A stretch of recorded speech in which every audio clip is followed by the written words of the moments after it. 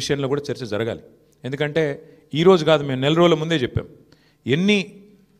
ఎన్ని రకాల అక్రమాలకు కాంగ్రెస్ తెరలేపిందో చెప్పాం. అభ్యర్థి యొక్క సొంత తమ్ముడికి 3 ఓట్లున్న విషయాన్ని మీ ముందు పెట్టాం. ఆధారాలతో సహా మేము స్పష్టంగా మీ ముందు బయటపెట్టాం. ఎన్నికల కమిషన్ అడిగాం, కోర్టుకు పోయాం.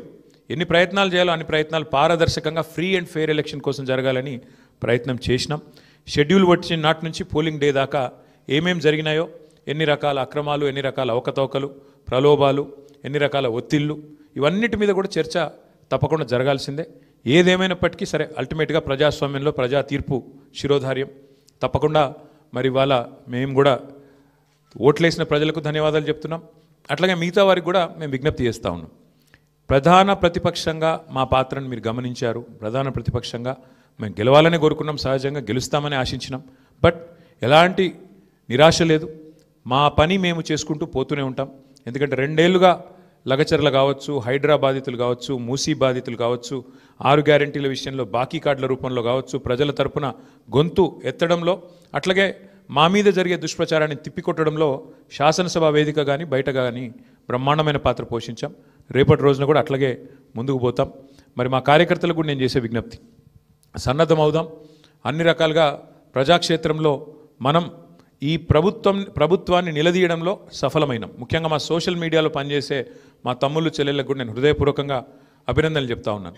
సోషల్ మీడియాలో మీరు చేస్తున్న పని, మీకెవరికి నేనేమి పార్టీ తరపున జీతం ఇవ్వడం లేదు, మీకెవరికి నేను ఇచ్చేదేమీ లేదు. అయినప్పటికీ వాలంటరీగా పార్టీ మీద ఉన్న ప్రేమతో, నాయకుడు కేసీఆర్ గారి మీద ఉన్న అభిమానంతో మీరు చేస్తున్న కృషి, మీరు చేస్తున్న పని ఏదైతే ఉన్నదో మనస్ఫూర్తిగా నేను మీకు కూడా ధన్యవాదాలు తెలియజేస్తా ఉన్నా.